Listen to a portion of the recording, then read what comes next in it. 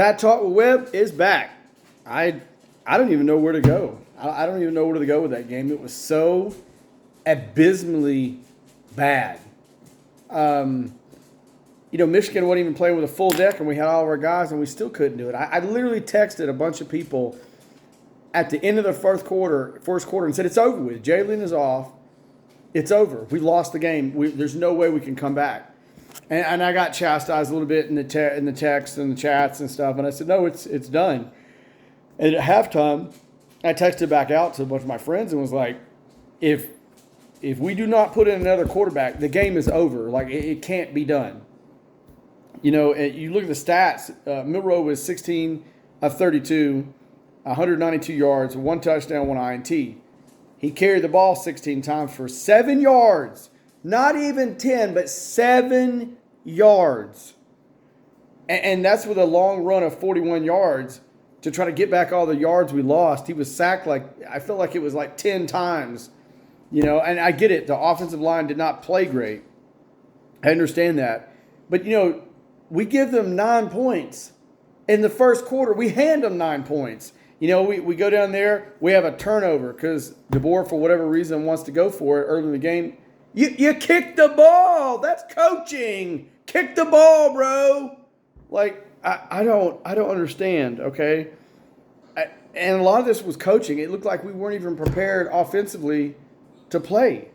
I do not understand it. The first drive, turnover. They get it, field goal. Second drive, Milroe fumbles, turnover. The defense holds in there, keeps them to 3. Third drive, Milroe throws an INT inside the 20 again, and the defense unfortunately couldn't hold them, so they got 7.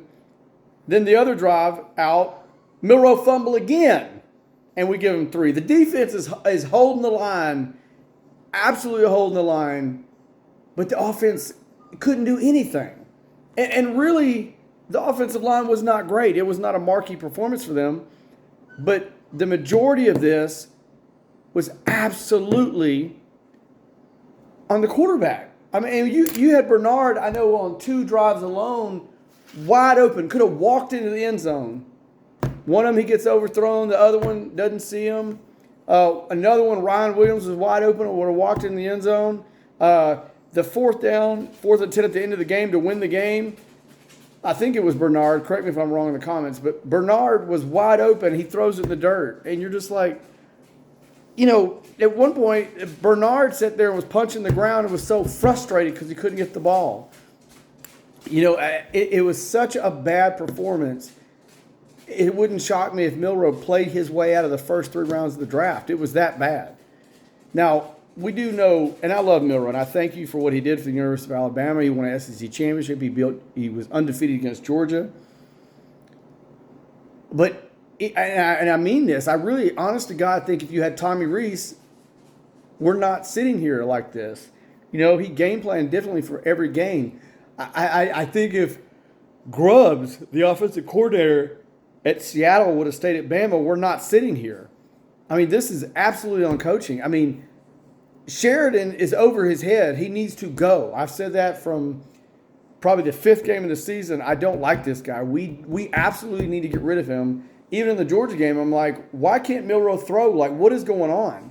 And Milroe went backwards the whole year. 2024 was the year of Milroe, and he's not the guy. I love him. I think he's a great person. I thank what he did for the University of Alabama. I hope he does amazing things in the NFL. He's not the guy. The one thing I can give Bill O'Brien said Milroe's not a quarterback and he'll never play quarterback for me. I hate to say it, he's probably right. But with that being said, who does the buck stop with? That stops at DeBoer. I said to my buddies, if we don't get another quarterback in there, halftime, we lose the game. Oh, Ty Simpson ain't worth a crap and Mack ain't worth. I was like, they can hit the broadside of a barn. That's the problem. We're not getting the ball out to the people that are wide open. I mean, Michigan wasn't even playing with a full deck. I mean, let's look at the Michigan stats. Total yards, they had 190 yards. Total Bama yards was 260. The quarterback was 11 of 15 for 75 yards. Didn't even hit 100 yards. The running backs, they had 51 carries for 115 yards. The total time of possession for Michigan was 38 minutes. Like, easily beatable. We played bums, but hats off to them. They beat us. Their defensive coordinator played lights out and beat us. There's no way around that. Our defensive coordinator played good. I give the defense an A. Honestly, I have no problem with that, or at least a B plus. But that offense, you got an F minus. If I was giving you a point total out of 100, I'd probably give you 15. And that's on coaching. But it's also on DeBoer not pulling the quarterback and doing what he's got to do. And that also goes back to coaching. Okay, Vanderbilt, that's on the defense. That game was on the defense because we put up 35 points. You go to Tennessee, well, hell, that's on. Milroe didn't play good on that game, and the defense didn't play as great in that game, but that was winnable. And they were a playoff team, so I give them that.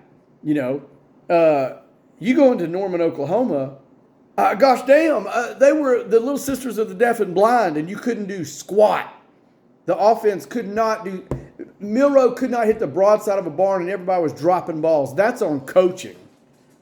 And not only that, that's on coaching not to pull the quarterback when you need to pull the quarterback. Saban pulled a quarterback at the middle of a national championship game because he knew what he had at quarterback right at that moment was not happening.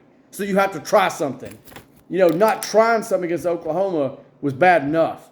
But not trying something today when you had the opportunity to try something, I would never criticize you. What I saw up to halftime, I said, it ain't going to do it because he's not going to change. It's bad. And we didn't change the quarterback. It was frustrating. I have no grace and no mercy anymore for Nick Sheridan. That was pretty much over at the 5th game of the season. I'm dead set. You go into next season with Nick Sheridan, we're going to drop 5 games. I'm telling you right now, you can mark it. But it was just, I don't even know. I don't even have words. It was just baffling. And some of the stuff like the penalties, on the sidelines and punching people, guys, that's on you as a player. That's on you being disciplined. Now, even in the last 3 years of Nick Saban, there was a lot of that going on. So okay, whatever. You can throw that to the side. But it looked like the offensive coordinator didn't even game plan for the damn game. It was just like, Now, granted, the offensive line had some issues. Get that.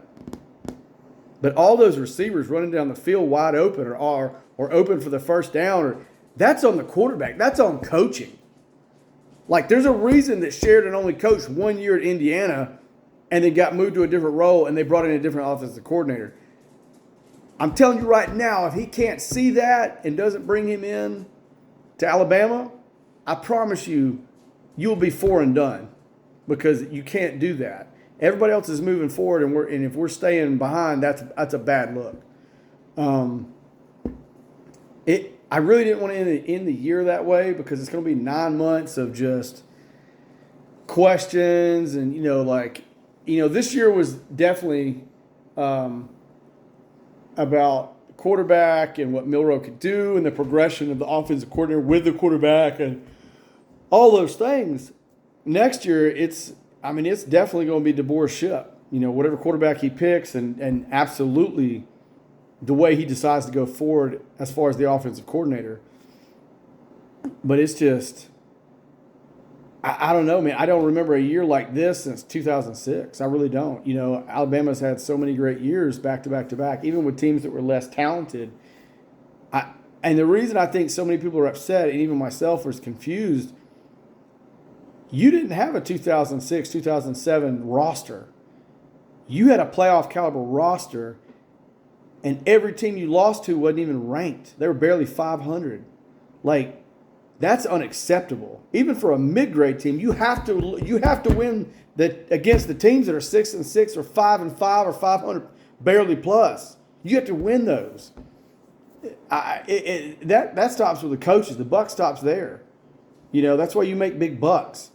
Damn, I wouldn't even be upset if you went out and just hired Tommy Rees back, because Sheridan is not the answer, and it's glaringly obvious.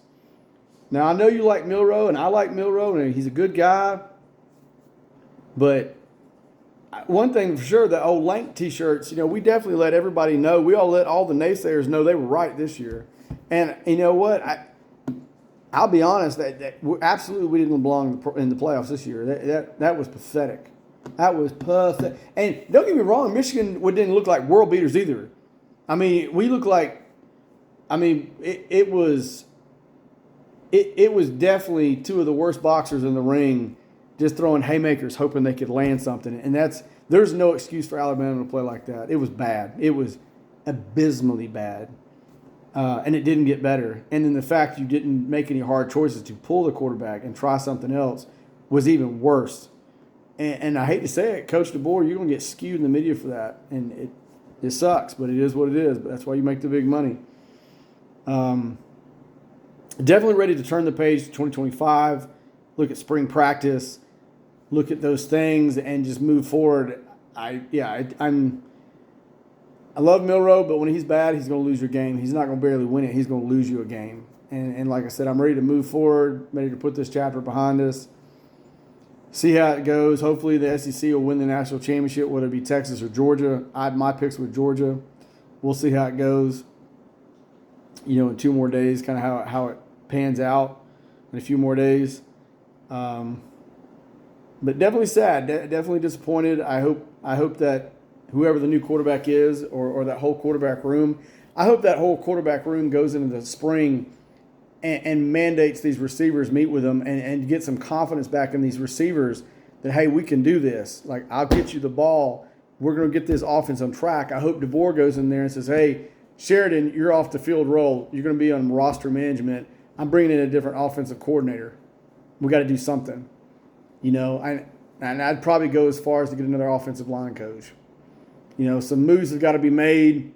You got to shake a leg. Anyway, roll tide till I die. Thank you to the Alabama players who showed up and played today.